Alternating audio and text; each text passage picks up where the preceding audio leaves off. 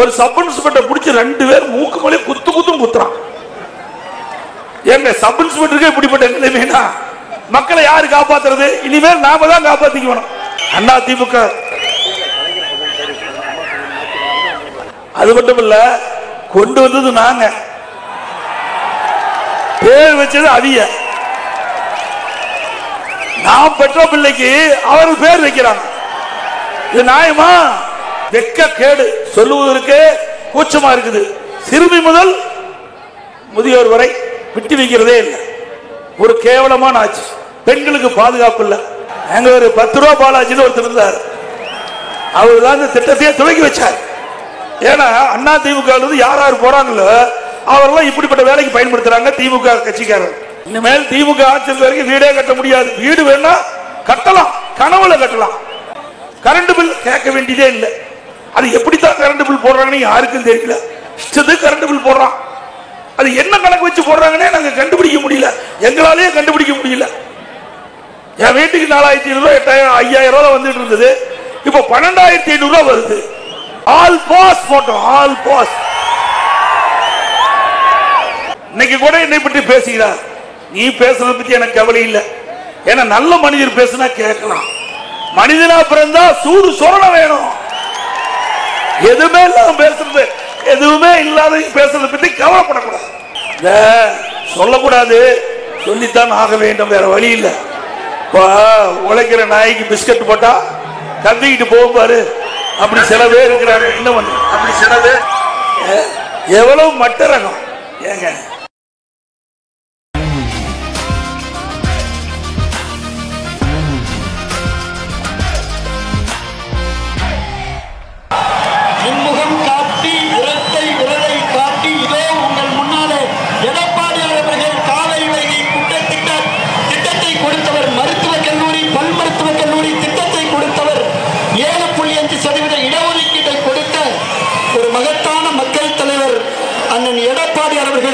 இங்கே இருந்து பிருந்தாவனம் வரை 25,000 பேருக்கு மேலே திரண்டிருக்கக்கூடிய மகத்தான உங்கள் மக்கள் மத்தியில இதோ அண்ணன் எடப்பாடி அவர்கள் உங்களிடத்தில் எழுச்சி உரையாற்றுகிறார்கள். பொன்மனச்செம்மல் புரட்சி தலைவர் எம்ஜிஆர், இதயம் புரட்சி தலைவி அம்மா, இருவரும் தலைவர்களை வணங்கி இன்றைக்கு புதுக்கோட்டை நகரமே விழா கோலம்,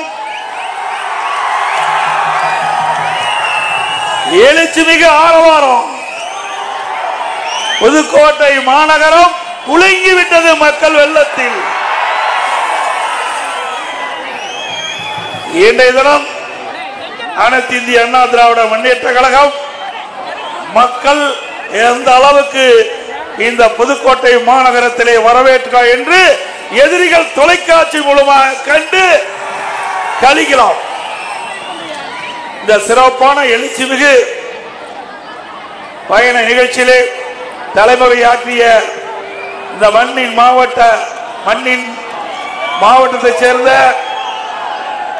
மண்ணின் மைந்த முன்னாள் அமைச்சர் மாவட்ட செயலாளர் சட்டப்பரப்பு அறிவியல் டாக்டர் சி விஜயபாஸ்கர் அவர்களே, நிகழ்ச்சியிலே பங்கு பெற்றிருக்கின்ற திரு என் சதன் பிரபாகர் அவர்களே, நிகழ்ச்சியிலே பங்கு பெற்றிருக்கின்ற பொறுப்பாளர்கள் திரு எஸ் செல்லத்துறை அவர்களே, திரு வி ஆர் கார்த்திக் தொண்டைமான் முன்னாள் எம்எல்ஏ அவர்களே, முன்னாள் எம்எல்ஏ திரு ஆர் நெடுஞ்செழியன் அவர்களே, திரு பாசறைப்பா கருப்பையா அவர்களே, திரு என் குணசேகரன் அவர்களே, திரு ராமநாதன் அவர்களே, திரு ஆர் பழனிவேல் அவர்களே,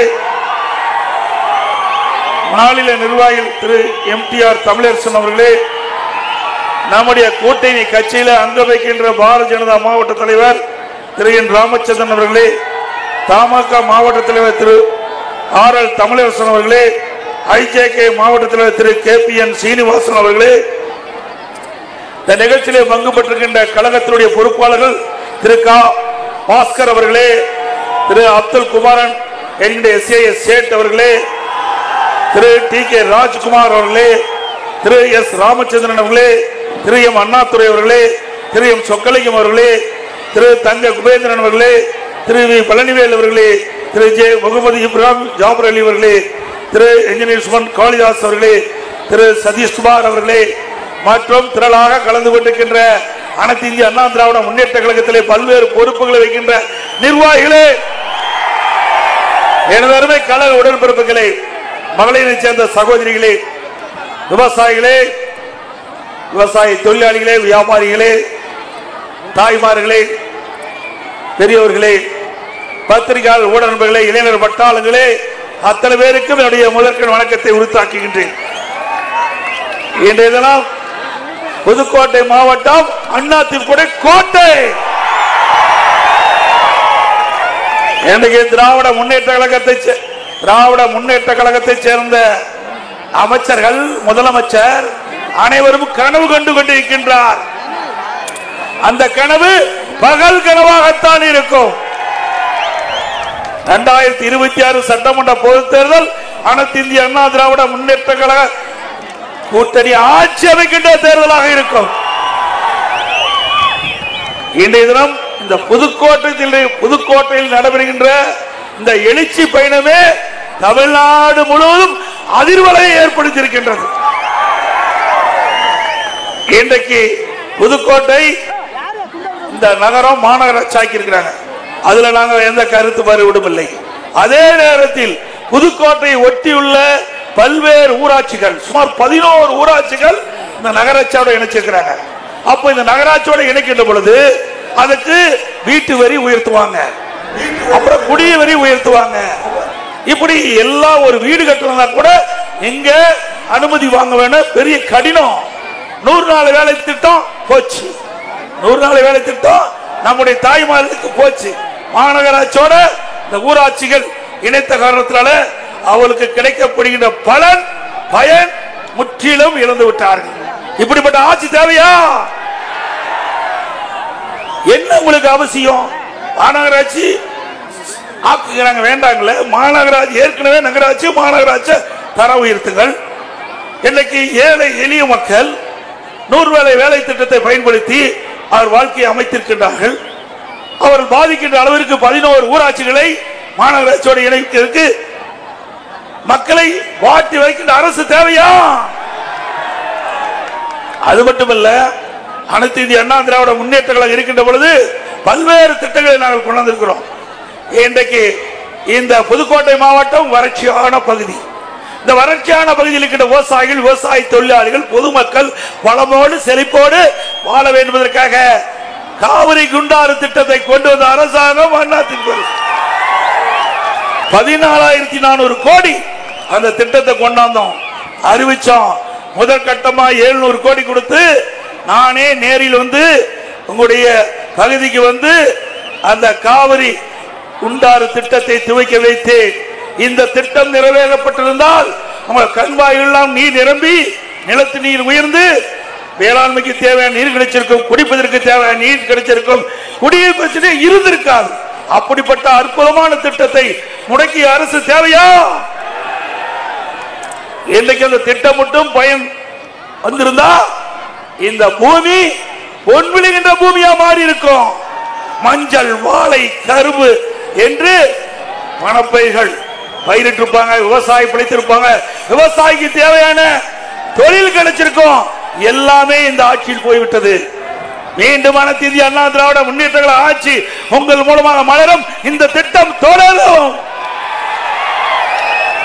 அது மட்டுமல்ல, அனைத்து இந்திய அண்ணா திராவிட முன்னேற்ற கழக ஆட்சி இருக்கின்ற பொழுது இன்றைக்கு கிராமப்புற மக்கள், இந்த பகுதியில் இருக்கின்ற மக்களுக்கு தங்கு தடையில்லாமல் குடிநீர் வழங்குவதற்காக 2306 கிராம குடியிருப்புகளுக்கு சுமார் 574 கோடி நிதி ஒதுக்கீடு செஞ்சு நானே நேரடியாக இந்த புதுக்கோட்டை நகருக்கு வந்து பொன்மனச்செம்மல் புரட்சி தலைவர் எம்ஜிஆருடைய 100ஆண்டு விழாவில் கலந்து கொண்டு திட்டத்தை துவக்கி வைத்து குடிநீர் கொடுத்தது அதிமுக ஆட்சி.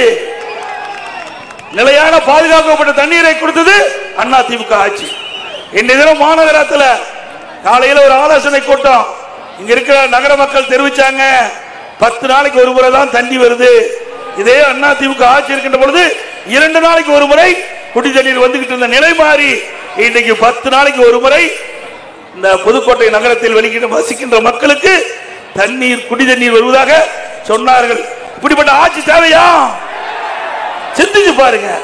எந்த ஆட்சி நல்ல ஆட்சி, எந்த ஆட்சி மக்களுக்கு நன்மை செய்யுது அப்படின்னு சிந்திச்சு எண்ணி அடுத்து வருகின்ற 2026 சட்டமன்ற தேர்தலிலே வரலாற்று சிறப்புமிக்க வெற்றியை தாருங்கள். அம்மா இருக்கின்ற பொழுது வேளாண்மை கல்லூரி கொடுத்தாங்க, அதோட ஐடி கல்லூரி கொடுத்தாங்க, கலை மற்றும் அறிவியல் கல்லூரி கொடுத்தாங்க. இப்படி நிறைய கல்லூரிய இந்த மாவட்ட மக்களுக்கு கொடுத்து, இந்த புதுக்கோட்டை மக்களுக்கு கொடுத்து கல்வியை உயர்த்தி பிடிச்சாங்க. ஏழை எளிய குடும்பத்தில் இருந்த மாணவ மாணவி குறைந்த கட்டணத்திலே உயர்கல்வி படிக்கக்கூடிய சூழ்நிலையை உருவாக்கி தந்தாங்க. அம்மா வழியில் இருந்த அம்மாவுடைய அரசு இந்த புதுக்கோட்டையில் இருக்கிற மாவட்டத்தில் இருக்கிற அனைத்து மக்களுக்கும் நல்ல மருத்துவ சிகிச்சை கிடைக்க விதமாக மருத்துவக் கல்லூரி மருத்துவமனையை கொண்டு வந்து திறந்தோம்.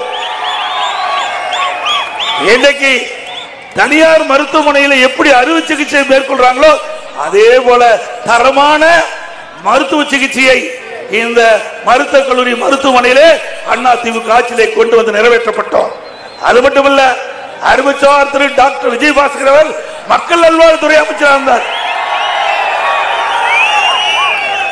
கேட்டார், இங்கே பல் மருத்துவக் கல்லூரி வேணும் கேட்டார். அதையே நான் கொடுத்தோம், பல் மருத்துவ. ஆக இந்த புதுக்கோட்டை சட்டமன்ற தொகுதி அனைத்து இந்திய அண்ணா திராவிட முன்னேற்ற கழக ஆட்சியில கல்வியில சிறந்து விளங்குகிறது, தன்னிறைவை பெற்றுவிட்டது. இன்றைக்கு மருத்துவக் கல்லூரி மருத்துவமனை, பல் மருத்துவக் கல்லூரி மருத்துவமனை, கலை மற்றும் அறிவியல் கல்லூரி மருத்துவமனை, வேளாண்மை கல்லூரி மருத்துவமனை, வேளாண்மை கல்லூரி, ஐடி கல்லூரி, இப்படி அதிகமான கல்லூரியை திறந்த அரசாங்கம் அதிமுக அரசாங்கம். அதே போல ராணியார் மகப்பேறு மருத்துவமனை 20 கோடியில கொடுத்திருக்கிறோம். பிரம்மாண்டமான மகப்பேறு மருத்துவமனை இன்னைக்கு ராணியார் கொடுத்திருக்கிறோம். இப்படி புதுக்கோட்டையில் வசிக்கின்ற புதுக்கோட்டை மாவட்ட மக்களுக்கு நல்ல மருத்துவ சிகிச்சை கிடைக்கக்கூடிய வாய்ப்பை உருவாக்கி தந்த அரசாங்கம் அதிமுக அரசாங்கம். இங்க 2 அமைச்சர் இருக்கிறாங்க, 2 அமைச்சர் இருக்கிறாங்க. ஒரு அமைச்சர் இங்கிருந்து ஓடினவர் யாருன்னு உங்களுக்கு தெரியும். ஏதாவது அங்க போய் பேசிட்டு இருக்க, சொல்லக்கூடாது, சொல்லித்தான் ஆக வேண்டும், வேற வழி இல்லை. உழைக்கிற நாய்க்கு பிஸ்கட் போட்டா கத்திக்கிட்டு போகும் பாரு, அப்படி சில பேர் இருக்கிறாங்க. இன்னும் அப்படி சில பேர் எவ்வளவு மட்ட ரகம். ஏங்க இங்கே வந்திருக்கின்றவர்கள் பொதுமக்கள், கழக நிர்வாகிகள், தொண்டர்கள், அனைத்து இந்திய அண்ணா திராவிட முன்னேற்ற கழக தொண்டன் என்றால் அவன் உடம்பிலே ஓடுகின்றது பொன்மனச்செம்மல் புரட்சி தலைவர் எம்ஜிஆர் என்ற மாமனித ரத்தம். நான் 52 ஆண்டு காலமாக இந்த இயக்கத்தில் இருக்கின்ற காரணத்தினாலே உங்களால் இந்த நிலைக்கு உயர்ந்திருக்கின்றேன். இப்படி அனைத்து இந்திய அண்ணா திராவிட முன்னேற்ற கழகத்தில் அடையாளம் காணப்பட்டவர் இங்கே இருக்கின்ற அமைச்சர் ஒருவர், இங்க இருக்கின்ற தொண்டன். இரவென்று பகல் என்று பாராமல் சொந்த வேலைகளை விட்டு ரத்தத்தை வீரவியா சிந்தி உழைத்து அவருக்கு எம்எல்ஏ என்ற அடையாளத்தை கொடுத்தாங்க. அமைச்சர் என்ற அடையாளத்தை கொடுத்தது அனைத்து இந்திய அண்ணா திராவிட முன்னேற்ற கழகம். அந்த அடையாளத்தை வச்சுதானே நீங்க மாற்று கட்சிக்கு போய் சொந்த கட்சி ஏற்கனவே இருந்த கட்சி விமர்சனம் செய்கிற மிகப்பெரிய அயோக்கியத்தனம் அல்லவா, நன்றி கெட்ட செயல் அல்லவா? உனக்கு எப்படி அடையாளம் காட்டப்பட்டார்? அதிமுக என்ற கட்சி இருக்கின்றதால நீங்க எம்எல்ஏ ஆனீங்க, நீங்க அமைச்சர் ஆனீங்க. இன்னைக்கு கூட என்னை பற்றி பேசுகிறார். நீ பேசுறத பத்தி எனக்கு கவலை இல்லை, ஏன்னா நல்ல மனிதர் பேசுனா கேட்கலாம். மனிதனா பிறந்தா சூடு சொரண வேணும். எதுவுமே இல்லாம பேசுறது, எதுவுமே இல்லாத பேசுறத பத்தி கவலைப்படக்கூடாது. இன்றைக்கு அனைத்து இந்திய அண்ணா திராவிட முன்னேற்ற கழகம் கோடான கோடி தொண்டல் இருக்கிறார் என்று சொன்னால் பொன்மனச்செம்மல் புரட்சி தலைவர் எம்ஜிஆர், இதே புரட்சி தலைவி அம்மா, அவளுக்கு எதுவுமே இல்லை, தொண்டன் என்ற அந்தஸ்து மட்டும்தான் இருக்குது. இன்னைக்கும் அவன் இந்த இயக்கத்துக்காக உழைத்துக் கொண்டிருக்கின்றான். அவன்தான் மனிதன், அவன்தான் உண்மையான மனிதன். இன்னைக்கு மனிதனாக பிறந்தால் மட்டும் போதாது, அதற்கு உண்டான தகுதியை பெற வேண்டும். அது அனைத்து இந்திய அண்ணா திராவிட முன்னேற்ற கழக தொண்டனுக்கு இருக்குது. இங்க இருந்து வெளியே போன மனிதனுக்கு மனிதன் என்ற தகுதியை இழந்தவர். இன்றைக்கு இந்த பகுதி மட்டுமல்ல, கஜா புயல் வந்தது. இந்த புதுக்கோட்டை மாவட்டத்தில் பல பகுதி புரட்டி போட்டுவிட்டு போய்விட்டது. கஜா புயல் எந்த வேகத்தில் அடித்ததோ அதே வேகத்தில் நிவாரண பணிகளை மேற்கொண்டு புயலுடைய அடிச்சூடு இல்லாம நாங்க அந்த நிவாரணத்தை மேற்கொண்டோம். இதுதான் அதிமுக அரசாங்கம். கடுமையான வறட்சி இல்லாம பாத்துக்கிட்டோம், குடிநீர் பிரச்சனை இல்லாம பாத்துக்கிட்டோம், மக்கள் துன்பப்படாம பாத்துக்கிட்டோம்.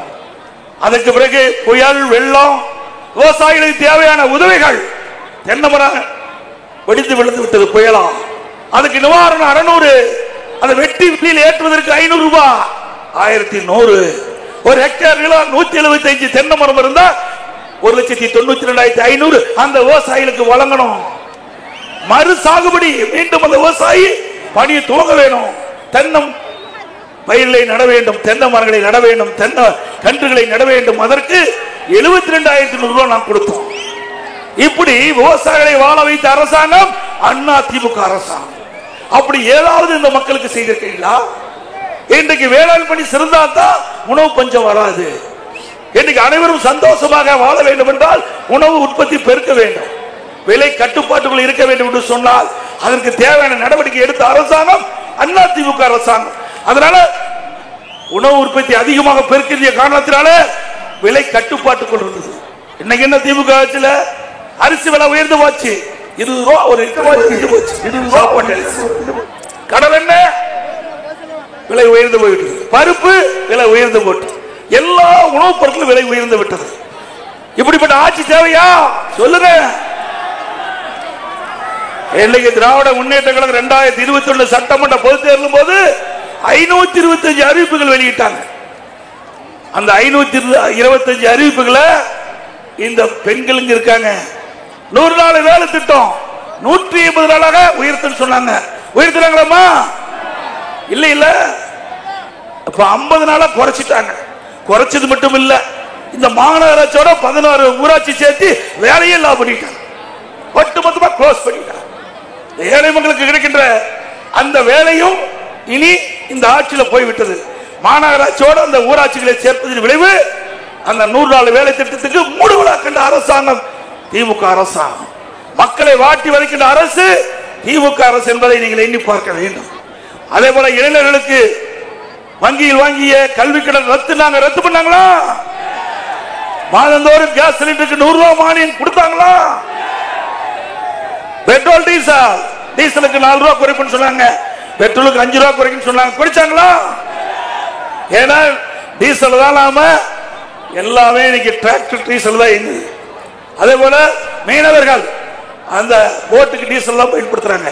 இன்றைக்கு மீனவர்களோடு சந்திக்கின்ற போது சொன்னாங்க, கஜா புயல்ல மீனவர்கள் பாதிக்கப்படுகின்ற போது படகு சேதம், அதுக்கு நிவாரணம் கொடுத்தோம். வலைகள் சேதம், வலைகள் வாங்கி கொடுத்தோம், நிவாரண உதவி வாங்கி கொடுத்தோம். இப்படி எல்லா வசதியும் செய்து கொடுத்த அரசாங்கம் அதிமுக அரசாங்கம். நகரத்திலிருந்து கிராமம் வரை நிறைய திட்டத்தை கொண்டாந்தோம். அது மட்டுமல்ல, இன்றைக்கு இந்த புதுக்கோட்டை நகரத்தில் துணைக்கோள் நகரம் உருவாக்கி கொடுத்தோம். துணைக்கோள் நகரம், இந்த நகரம் மேலும் வளர்ச்சி அடைய இந்த பகுதி மக்கள் வளமோடு செழிப்போடு வாழ வேண்டும் என்பதற்காக அந்த திட்டத்தையும் நாங்கள் தான் கொண்டாந்தோம். இன்னைக்கு புதுக்கோட்டை நகரம் தண்ணீரை பெற்று சொன்னா அது அதிமுக ஆட்சி தான் பார்க்க முடியும். அது மட்டும் இல்லாம திரு ஸ்டாலின் அடிக்கடி பேசுறார். நீங்க பாத்தீங்கன்னா அதிமுக ஆட்சி 10 ஆண்டு காலமா இருந்தது. 2011 2021 ஆட்சி புரிஞ்சாங்க. இந்த நாட்டு மக்களுக்கு எதுவுமே செய்யலையா? இவ்வளவு நேரம் சொன்னதெல்லாம் செஞ்சதுதான். திரு ஸ்டாலின் அவர்களே, இவ்வளவு நேரம் மக்கள் இட்டுனா அனைத்து இந்திய அண்ணா திராவிட முன்னேற்ற கழக ஆட்சியில் என்னென்ன திட்டத்தை கொண்டு வந்தோம், அதனால் மக்கள் என்ன நன்மை பெற்றார், இந்த மாவட்டம் எந்த அளவுக்கு வளர்ந்திருக்குது, இந்த புதுக்கோட்டை நகரம் எந்த அளவுக்கு மக்கள் பயன்பெற்ற திட்டத்தை எடுத்து கூறினேன். சொல்லல சொல்லுங்க, உங்களுக்காக தாங்க செஞ்சது. திமுக செஞ்சாங்களா? இல்ல. இன்றைக்கு அனைத்து இந்திய அண்ணா திராவிட முன்னேற்ற கழக ஆட்சி கல்விக்கு முன்னுரிமை கொடுத்தோம். ஒரே ஆண்டுல 11 அரசு மருத்துவக் கல்லூரி மருத்துவமனை கொண்டாந்தோம். அம்மா இருக்கும்போது 6, 11 2011 2021 வரைக்கும் 21 அரசு மருத்துவக் கல்லூரி மருத்துவமனை கொண்டாந்து சாதனை படைத்த அரசாங்கம் அதிமுக அரசாங்கம். 2 மந்திரி இருக்கிறீங்களா புதுக்கோட்டை மாவட்டத்தில்? ஒரு மருத்துவ கல்லூரி உங்களால் கொண்டாட முடியுதா தமிழ்நாடு முழுவதும்? முடியாது. அதுக்கு தில்லு திராணி தெம்பு வேணும், திறமை வேணும். கண்ணு இல்லாதவங்க தான் இன்னைக்கு ஆட்சி செய்யறாங்க. அது மட்டும் இல்ல, 21 பாலிடெக்னிக் கல்லூரி, 7 சட்ட கல்லூரி, அதோட இன்றைக்கு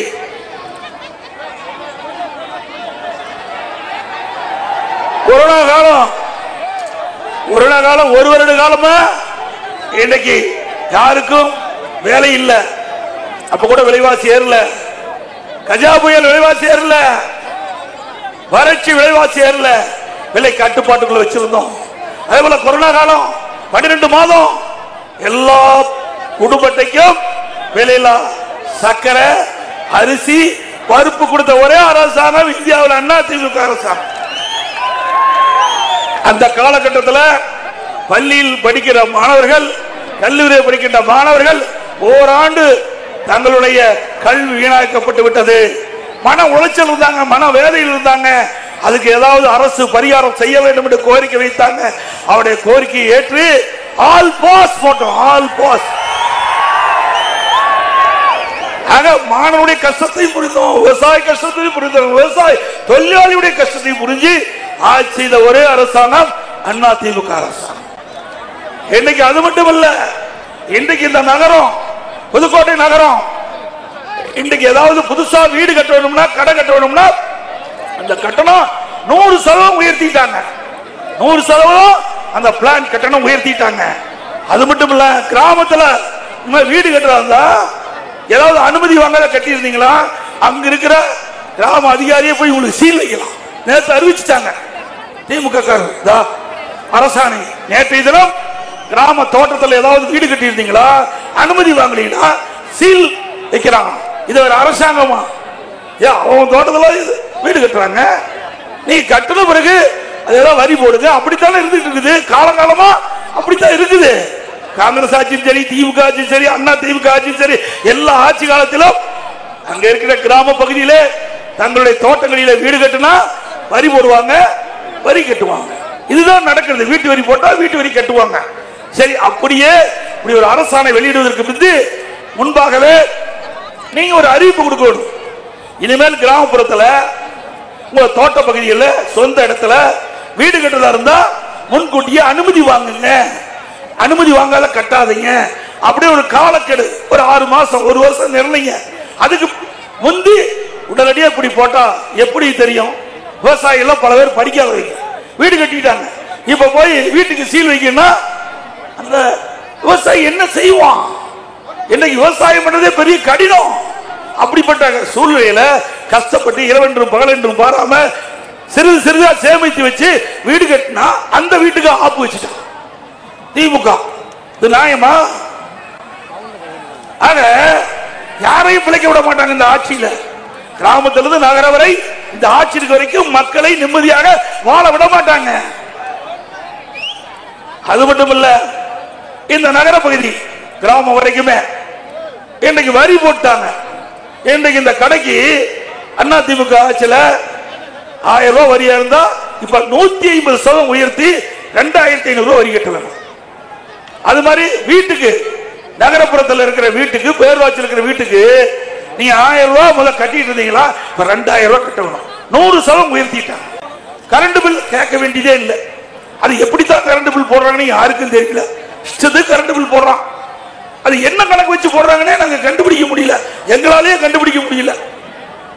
என் வீட்டுக்கு 4500 ரூபாய் 8000 5000 ரூபாய் வந்துட்டு இருந்தது, இப்ப 12500 ரூபாய் வருது.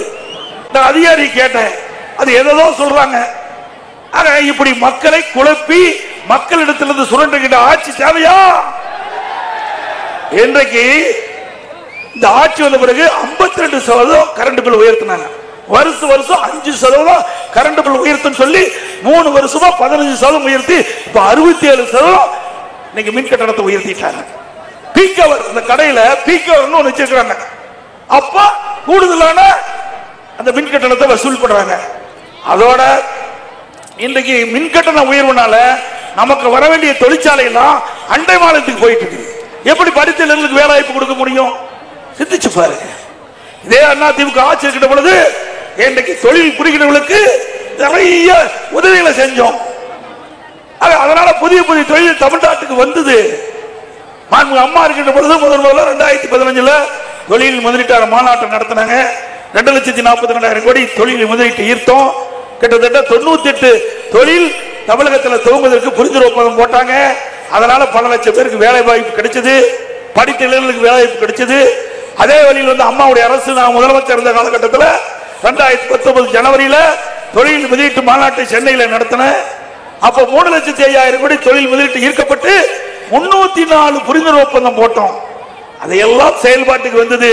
திமுக ஆட்சிக்கு வந்த பிறகு இவர்களும் தொழில் முதலீட்டு மாநாட்டை நடத்துவேன் என்று அறிவிப்பு கொடுத்து நடத்துறாங்க. இதுவரைக்கும் எத்தனை தொழில் வந்தது, எவ்வளவு முதலீட்டு ஈர்த்தாங்க, அதனால எவ்வளவு வேலை வாய்ப்பு வரும், இதையெல்லாம் கேட்டா எதுவுமே பதில் இல்லை. இப்படிப்பட்ட அரசாங்கம் தேவையா? மக்களை ஏமாற்றிக்கிட்ட அரசு தேவையா? அதுக்கு மேல எல்லா இன்றைக்கு ஊழல் நடக்காத துறையே இல்லை. திமுக கொள்கையே collection commission corruption, collection commission corruption. இதுதான். இப்பதான் ஒரு மந்திரி போட்டுருக்காங்க, மைன்ஸ்ல ஒரு மந்திரி போட்டுருக்காங்க இந்த மாவட்டத்தில். அவர் தான் கரெக்டா வசூல் பண்ணுவாருன்னு ஒரு மந்திரி போட்டுருக்காங்க. இதுக்கு தான் அந்த மந்திரி எல்லாம் பயன்படுத்துறாங்க. நாட்டு மக்களுக்கு பயன்படுத்தல, நாட்டு மக்களுக்கு நன்மை கிடைக்கக்கூடிய திட்டங்கள் கொண்டு வருவதற்காக இந்த அமைச்சர்களை பயன்படுத்தல. இங்கிருந்து அண்ணா திமுக வெளியேறிய அமைச்சர்கள் இப்படிப்பட்ட இலாக்கா கொடுத்து அவர்கள் மூலமா இந்த அரசுக்கு மேலிடத்துக்கு கஜானை நிரப்புவதற்கு இவர்கள் திட்டம் தீட்டி அந்த முறையா கப்பம் கட்டுற அளவுக்கு தான் இவர்கள் இருக்கிறாங்க. வேற எந்த பணியும் செயல்படுத்த மாதிரி தெரியல. சிந்திச்சு பாருங்க. இன்றைக்கு ஜல்லி கட்டுமான பொருட்கள் விலை என்ன?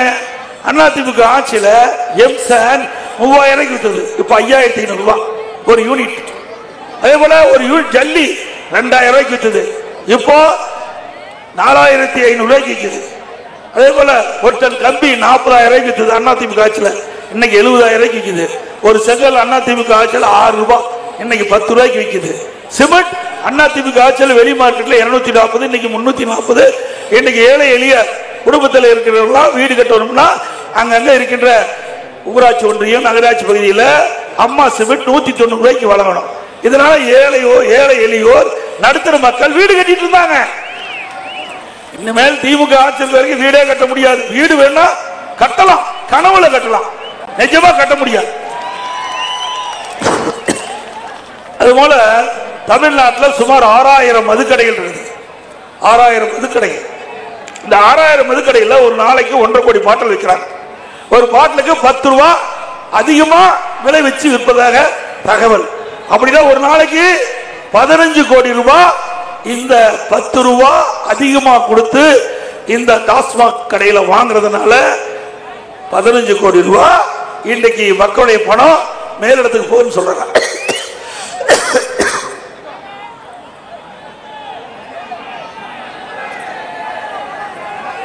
யாரு? செந்தில் பாலாஜி இங்கே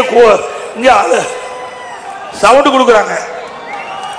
எங்க ஒரு 10 ரூபாய் பாலாஜின்னு ஒருத்தர் இருந்தார், அவர் தான் இந்த திட்டத்தையே துவக்கி வச்சார்.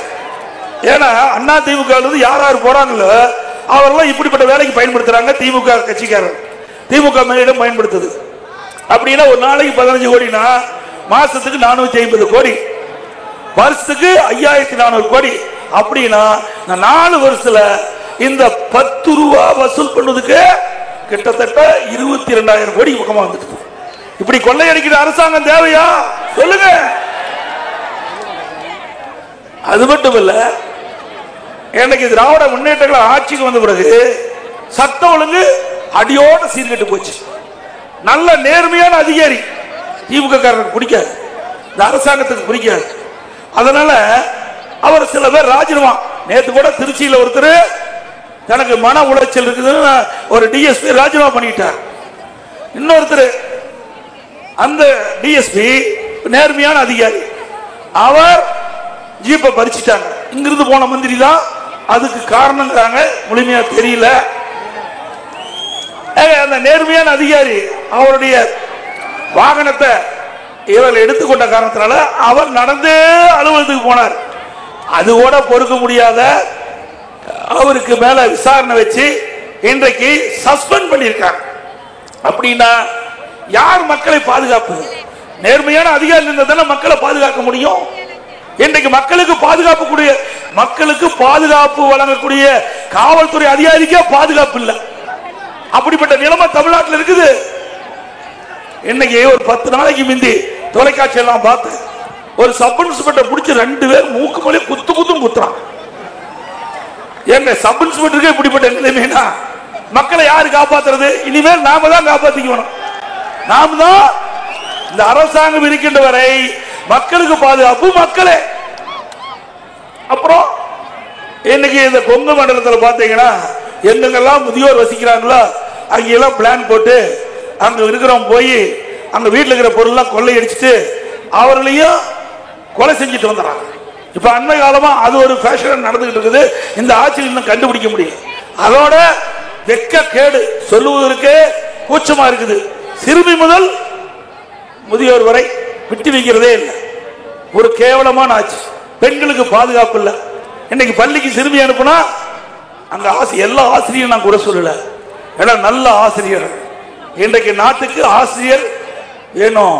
எப்படி நம்ம போய் கடவுளை கும்பிடுறோமோ அது மாதிரி கடவுளா இருப்பது ஆசிரியர் பெருந்தகைகள். அப்படி ஆசிரியர் இருக்கிற காலத்துல தான் எங்களை போல் இருக்கின்றவர்கள், உங்களை போல் இருக்கின்றவர்கள் இன்றைக்கு அறிவுபூர்வமா சிந்திக்கக்கூடிய சிந்தனையை உருவாக்கக்கூடிய தகுதி அந்த ஆசிரியர்களுக்கு இருக்குது. அப்படிப்பட்ட ஒரு நல்ல ஆசிரியர் இருக்கின்ற இந்த நேரத்தில் ஒரு சில ஆசிரியர்கள் செய்கின்ற தவறு அந்த சிறுமிக்கு பாலியல் தொல்லை கொடுக்கிறது. போக்சோ சட்டத்தில் வாரம் பத்திரிகைகளை பார்த்துட்டே இருக்கிற நிறைய பேர் இந்த பாலியல் சீண்டல் அதனால கைது பண்ணிட்டு இருக்கிறாங்க. இப்படிப்பட்ட நிலைமை தேவையா? இப்படிப்பட்ட ஆட்சி தேவையா? ஒரு மோசமான ஆட்சி. இன்னைக்கு மக்களுக்கு பாதுகாப்பு இல்ல, பெண்களுக்கு பாதுகாப்பு இல்ல, சிறுமிக்கு பாதுகாப்பு இல்ல, பாட்டிக்கும் பாதுகாப்பு இல்ல, ஒட்டுமொத்தமா நாட்டு மக்களுக்கு பாதுகாப்பு இல்ல, காவல்துறை அதிகாரிக்கே பாதுகாப்பு இல்ல. நமக்கு யார் பாதுகாப்பு கொடுக்கிறது? அது மட்டும் இல்ல, இன்னைக்கு மதுரையில பாத்தீங்கன்னா இது மாநகராட்சி ஆயாச்சு. எல்லாம் உஷாரா இருங்க. மாநகராட்சியில் இருக்கிற மக்கள் எல்லாம் உஷாரா இருக்கணும். கடை வச்சிருந்தீங்களா வரி கட்ட போனா அது ஒரிஜினல் ரசீதியானு பாருங்க. இல்ல போலி ரசீதி போட்டு பில்ல போட்டு உங்க பணத்தை வாங்கிட்டு ஏமாத்திடுவாங்க. மதுரையில 200 கோடி இப்படி வரி வசூல்ல முறைகேடாக நடந்ததாக பத்திரிகையில செய்தி, அரசு குறிப்பு செய்தி. 200 கோடி வரி வசூல் செய்தெல்லாம் முறைகேடா செஞ்சிருக்கிறாங்க. அதுல இப்ப 8 அதிகாரி இந்த அரசாங்கத்தின் மூலமா கைது பண்ணி சிறையில் இருக்கிறாங்க. அங்க இருக்கின்ற பல மண்டல குழு தலைவர்கள் ராஜினாமா பண்ணிருக்கிறாங்க. அப்படி இந்த மாநகராட்சியில் இருக்கிற நம்முடைய கடை வைத்திருக்கும் சரி, வீடு வைத்திருக்கும் சரி, நீங்கள் ஏதாவது வரி கட்ட போனா அந்த வரியில் கொடுக்கின்ற ரசீது உண்மையா என்று பரிசோதனை செஞ்சீங்க. இல்லைன்னா மீண்டும் வரி கட்ட வேண்டியது ஆயிரும். ஏன்னா அப்படிப்பட்ட அரசாங்கம் நடந்துட்டு இருக்குது. இந்த ஐடியா யார் கொடுத்தாங்கன்னே தெரியல. போலி ரசீதி அடிச்சு மதுரை மாநகராட்சியில் 200 கோடி வரி வசூல் மட்டும் கொள்ளை அடிச்சிருக்காங்கன்னா இந்த அரசாங்கம் தேவையா? அண்ணா திமுக ஆட்சியில் தான் நிறைய திட்டங்கள். இப்போ ஸ்டாலின், உங்களுடன் ஸ்டாலின் மாதிரி ஒரு அச்சடிக்கப்பட்ட இந்த பேப்பர்லாம் வீடு வீடா கொண்டாந்து உங்கள்கிட்ட கொடுத்து இதுல 46 பிரச்சனை இருக்குது. 46 பிரச்சனையும் இந்த அரசு அலுவலர்கிட்ட நீங்க தெரிவிச்சீங்களா? அந்த அரசு அலுவலர் போய் அந்த டிபார்ட்மெண்ட்ல பேசி உங்களுடைய பிரச்சனை தீர்ப்பாங்களாம். அப்படின்னா இந்த அரசாங்கத்துக்கு 46 பிரச்சனை மக்கள் தெரியுது இல்ல? ஏன் 4 வருஷமா தூங்கிட்டு இருக்கிறீங்க? 4 வருஷமா தூங்கிட்டு இருக்கிறீங்களே. 46 பிரச்சனை இருப்பதுன்னு அரசாங்கமே ஒத்துக்குது, நாம சொல்லல. அவள் அச்சடித்து கொடுக்கப்பட்ட இந்த தாள்ல 46 பிரச்சனை இருக்கின்றது. இந்த 46 பிரச்சனையும் அரசுடைய கவனத்திற்கு எங்களுடைய அதிகாரிகளுக்கு தெரிவிச்சீங்களா? தீர்ப்பு சொல்றீங்களா? அப்புறம் 4 வருஷமா இந்த அரசாங்கத்தை என்ன பண்ணிட்டு இருந்தீங்க? எல்லாம் கொள்ளையடிச்சிட்டு இருந்திருக்காங்க. நாட்டு மக்களை பத்தி சிந்திக்கவே இல்லை. இப்பதான் முதலமைச்சர் சிந்திக்க ஆரம்பிச்சிருக்காரு நான் நினைக்கிறேன். ஏன்னா அடுத்த வருஷம் தேர்தல் வருது, 2026 தேர்தல் வருது. அதனாலதான் இப்போ திரு ஸ்டாலினுக்கு ஞாபகம் வந்து உங்களுடன் ஸ்டாலின் இதுவரைக்கும் யாரோட இருந்தாரே தெரியல. இப்பதான் மக்களோட இருப்பதற்கு முயற்சி பண்றார். அதே மாதிரி புதுக்கோட்டை மாவட்டம் என்றால் ஜல்லிக்கட்டுக்கு பிரபலமான மாவட்டம். புதுக்கோட்டை மாவட்டம் ஜல்லிக்கட்டுக்கு பிரபலமான மாவட்டம். இந்த மாவட்டத்தில் தான் அதிகமா ஜல்லிக்கட்டு நடக்குது. இன்னைக்கு காலையில கூட அருமை சகோதரர் திரு விஜயபாஸ்கர் ஒரு பக்கம் அழைச்சிட்டு போய் அற்புதமான காளையெல்லாம் காட்டினார். ஆக இந்த விளையாட்டு என்பது நம்முடைய முன்னோரிலிருந்து இன்று வரை நம்முடைய இளைஞர் வீர விளையாட்டு. ஜல்லிக்கட்டு விளையாட்டு வீர விளையாட்டு. காளையை அடக்கக்கூடிய வீரர்கள் இந்த பூமி தமிழ்நாடு.